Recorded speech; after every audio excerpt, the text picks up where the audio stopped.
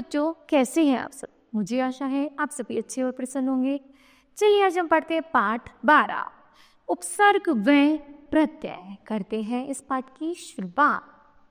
शब्द दो प्रकार के होते हैं, मूल शब्द और निर्मित शब्द अथवा बनाए गए शब्द।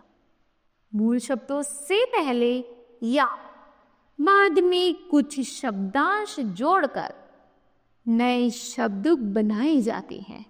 ये शब्दांश दो प्रकार के होते हैं, उपसर्ग एवं प्रत्यय। पहला है उपसर्ग। सम जमा मान का है सम्मान और आ जमा मुख का है आमुख। यहां पर मान तथा मुख मूल शब्द है। इनसे पहले उपसर्ग सम व आ लगने से इनके अर्थ में परिवर्तन हो गया है। इस प्रकार जो शब्दांश मूल शब्द के आरंभ में जोड़कर उनके अर्थ में विशेषता या परिवर्तन कर देते हैं, उन्हें उपसर्ग कहते हैं।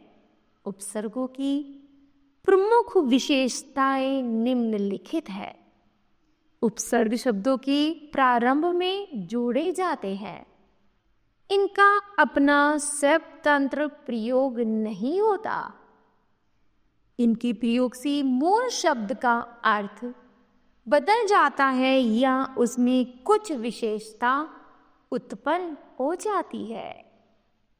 हिंदी में 4 प्रकार के उपसर्ग प्रयोग किए जाते हैं, जैसे संस्कृत के उपसर्ग, हिंदी के उपसर्ग, उर्दू के उपसर्ग और उपसर्ग की तरह प्रयोग किए जाने वाले संस्कृत के अपव्यय।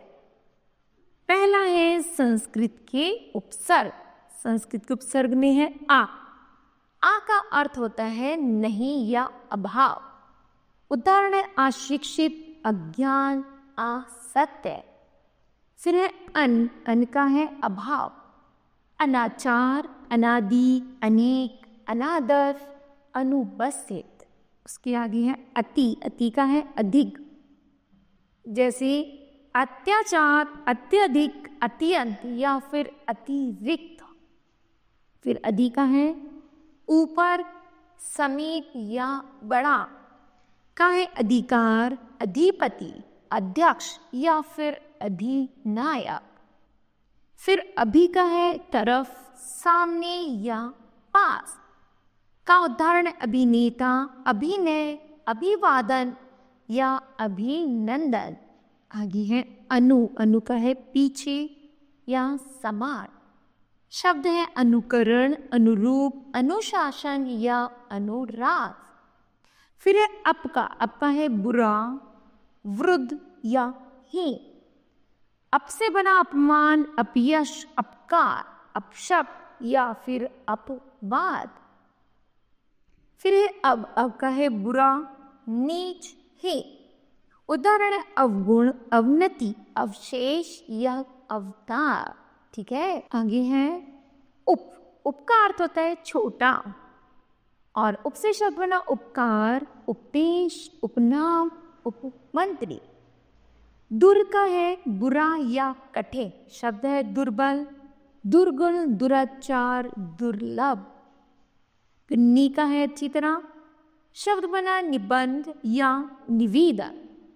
ने से शब्द निर का अर्थ है निषेध, रहित, बाहर और शब्द बना निर्मल, निष्फल, निर्गुण या निर्जल। ठीक है।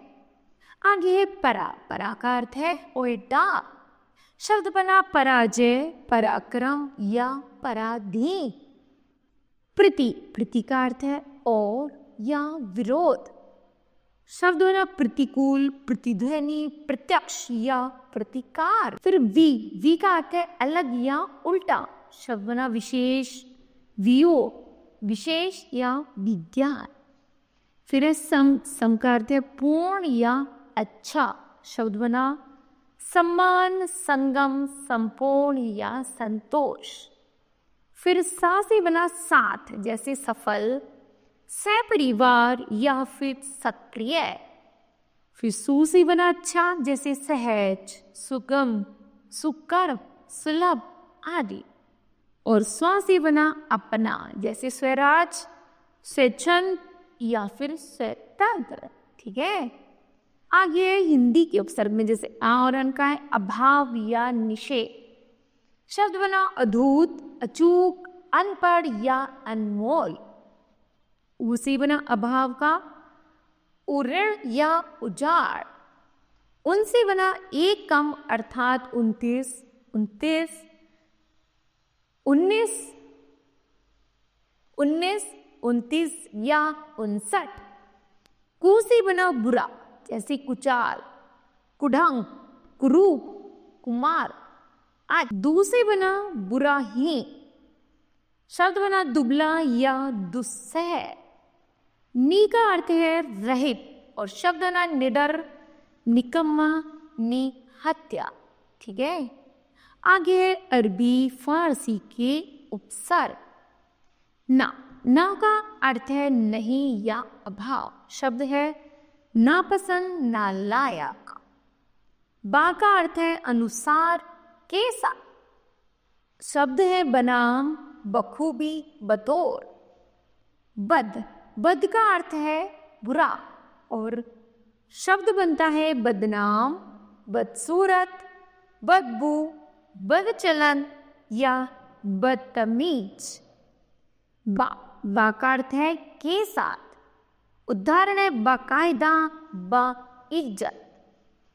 बे का अर्थ है बिना। शब्द बना बेअदब, बेईमान, बेकाबू, बेसुध, बेचैन। फिर है ला का अर्थ है बिना या नहीं। शब्द बना लाइलाज या लापरवाह। हम का अर्थ है साथ या समान। शब्द बना हम उम्र, हम सफर, हम दर्द, हम वतन, हम जोली। आगे है गैर का है निषेध। शब्द बना गैर हाजिर, गैर मुल्क या गैर कानूनी। ठीक है। इस तरह उपसर्गों की तरह प्रयोग किए जाने वाले संस्कृत के अव्यय। कु का है बुरा। शब्द बना कुपुत्र, कुसमय, कुमार या कुकर। से बना सहित। शब्द बना सहपरिवार, सहर्ष, सजल या फिर सफल। ठीक है। उसके बाद अधागात है नीचे। शब्द बना अधोपतन, अधोगति या अधोमुख।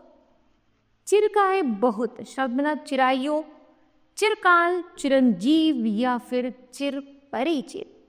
ठीक है। फिर है प्रत्यय। निम्न के शब्दों को ध्यान से पढ़िए, जैसे सब्जी जमा वाला। शब्द बना सब्जी वाला। तांगे जमा वाला तो तांगे वाला। क्रोध जमा इत तो क्रोधित। बुद्धि जमा मान तो बुद्धिमान। और बच्चा जमा पन तो बचपन। उपयुक्त शब्दों में कुछ शब्दांशों को जोड़कर नए शब्द बनाए गए हैं। इन शब्दों के जुड़ने से इनके अर्थ में परिवर्तन हो गया है। वो इस प्रकार है। जो शब्दांश शब्दों के अंत में जुड़कर उनके अर्थ में परिवर्तन या विशेषता उत्पन्न कर देते हैं, वे प्रत्यय कहलाते हैं। प्रत्यय के भेद। प्रत्यय निम्नलिखित दो प्रकार के होते हैं, कृत प्रत्यय और त्वदित प्रत्यय। सबसे पहले पढ़ते हैं हम कृत प्रत्यय। ये प्रत्यय क्रिया की धातु के अंत में लगते हैं।